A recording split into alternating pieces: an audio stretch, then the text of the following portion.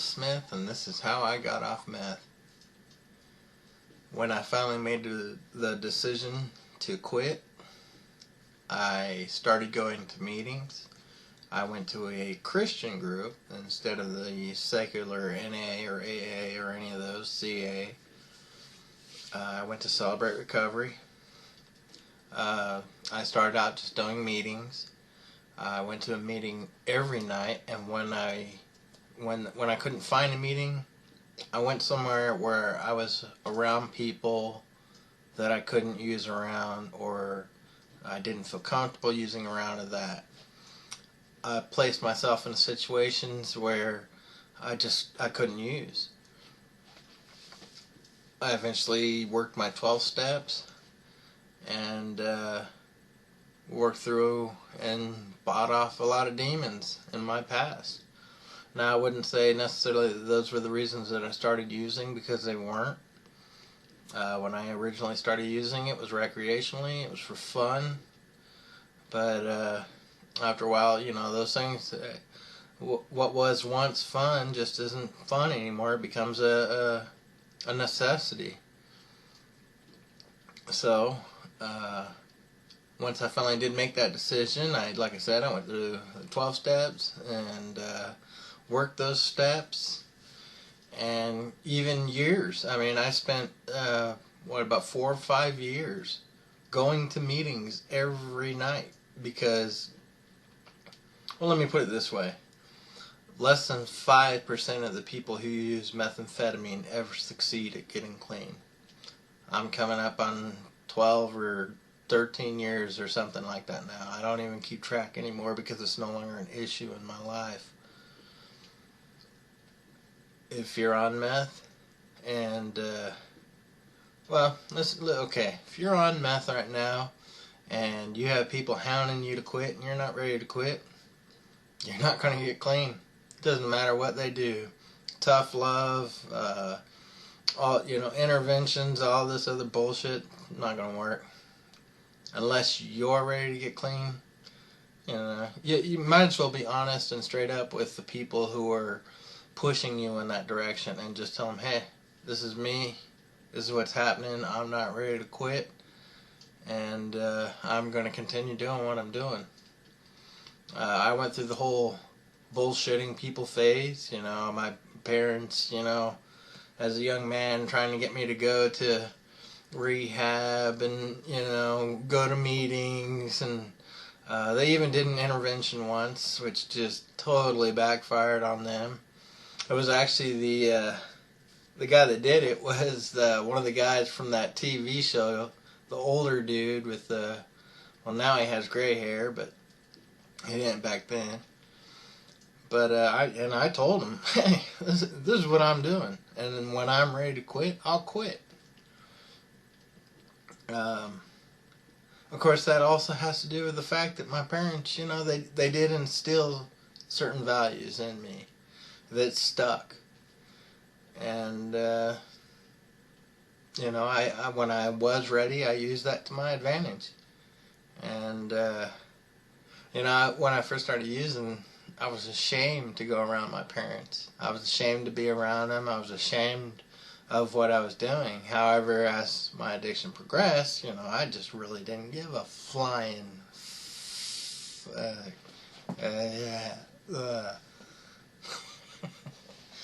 Anyway.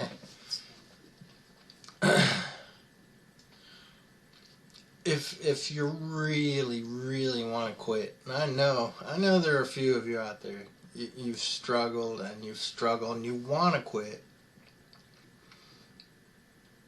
and you don't know how, and you hear people say, go to 12-step, go to meetings, do this, do that, and you're not real sure on how to approach it. I'm sorry, I've got indigestion. But, you need to do it for yourself. You need to think about even thinking about the consequences. See, that was something I never thought about. Now I have all kinds of damn problems. I have heart problems, blood pressure problems. From near as I can tell, I have prostate cancer, possibly penile cancer. I have a I don't know how much longer I have. So, and that's part of the reason I'm making all these videos. And hopefully my grandson will never have the problems that I had. But if he does, hopefully these videos will still be on YouTube and he'll be able to draw from them. It's it's a messed up world that we live in. And sometimes drugs is an escape. I know that. I mean, when we first start using, we don't see it that way. Hell no, we're out having fun, you know. It's when you it's when you reach that point, you wake up and you're in some flop house and the place is so freaking dirty you can't see the floor, and you're awakened by a cockroach crawling into your ear. That's when you need to go, oh, what happened? You know, and pull your head out of your ass and do something about it. I wish that I could have done that earlier. And you know, I always heard people say, well, you know, it's never too late. It's never too late. It's never too late to quit drugs. Well, that's absolutely true. It is never too late to quit drugs. But it can be too late to start your fucking life over. And I know that from personal experience. You know, you're 30 something years old and all of a sudden you're ready to start your career. You know, when you get off drugs and you're at that age, it's like starting over from high school. Literally. I mean, it's like just getting out of high school and trying to start, but you're 30 years old. Yeah, you have some life experience and whatnot, but trying to get a good job and trying to, you know, get a direction going and, you know, something flowing, it just doesn't work the same.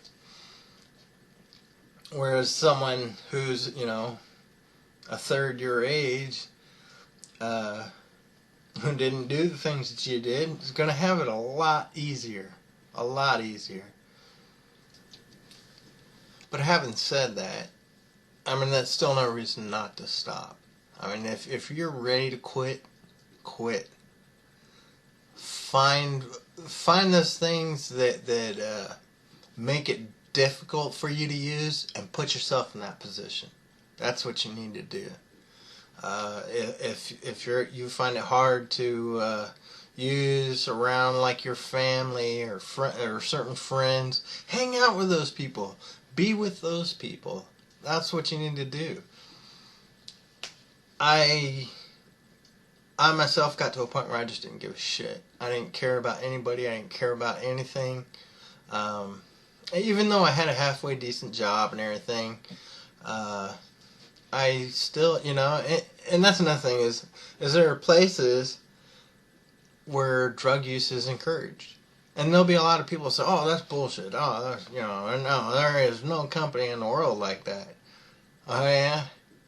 I remember having my supervisor chalk me out lines on the bathroom counter. Not just me, but the whole crew, you know, so that we could work our 18 hours a day, 7 days a week. You know, I worked as a welder, and, you know, in a lot of the industrial things, you know, it's something that's done. And if you think that's bullshit, you know, you're stupid. I'll throw it right out there. You are stupid. Half this country is built upon drugs, you know. You may not think so, but it is. Sorry, I'm getting upset about things. But yeah, if you want to get off drugs, you need to put yourself in a position where you can't use drugs, and you need to keep yourself in that position. Now, if you're a homeless person, then I understand probably homeless people don't have the internet, but if somehow you manage to see this, there are still pathways open to you. You can, I know it sounds messed up, and maybe you're not a religious type person, but part of, you know, I wasn't a Christian. I was not brought up Christian. I've been an atheist pretty much my entire life. I find a serious lack of evidence for the existence to God. However, the symbolic act of surrender Surrendering my will. Surrendering my will. Okay, my will is what's gotten me into trouble my whole life. But surrendering my will to God, whether it be real or fake or, whatever your belief is, if you take that step of that surrender, that can be a huge step right there. I mean, a huge step. And it's letting go of all that baggage, that baggage that's held you back for so long, for so long. You can achieve things that you wouldn't imagine. I never imagined that I would be off meth. I honestly didn't think that I would live past the age of 25. And when I turned 25, I was like, okay, now what? I'm still ticking. I took a licking and I'm still ticking. And then 30 rolls around. And I'm still, like, God dang, wasn't I supposed to die like a few years ago? We get these preconceived notions in our head of what the future is. And I think a lot of it is television and stuff has led us to believe things that are just basically stupid, And it's, I don't know. It's just one of those things where you get this idea in your head and it's hard to get rid of that idea. But like I was saying, if you're a homeless person, go to a church, go and surrender your life. Turn your life over. See if those people will help you. And you'll know right away if they'll help you. Because someone will help you. I was very fortunate. I was actually homeless and living in the parking lot of the church that I eventually attended. And this was in Oklahoma. I had a window busted out because I was fortunate enough to have a car. So I'm living in my car in a parking lot of the church I attended later. And, I would sit there and look up at the cross and think, I'll talk to God and, maybe he'll help me. And of course, nothing ever happened. I'd ask for a sign, a big sign from God. Of course, there's no sign that's going to happen. These are things that you have to do for yourself. And that's another thing that also pissed me off about the church, is that you'll end up talking to these self-righteous cocksuckers and, if you believe in Jesus enough, he'll just lift it from you. Well, you're not off drugs yet? Well, it's because you don't believe in Jesus enough. Yeah, bullshit. Okay? I call bullshit on that. If there is a God, he definitely wants you to work for it. He's not out there handing out Snickers to everybody who wants one. It doesn't work that way.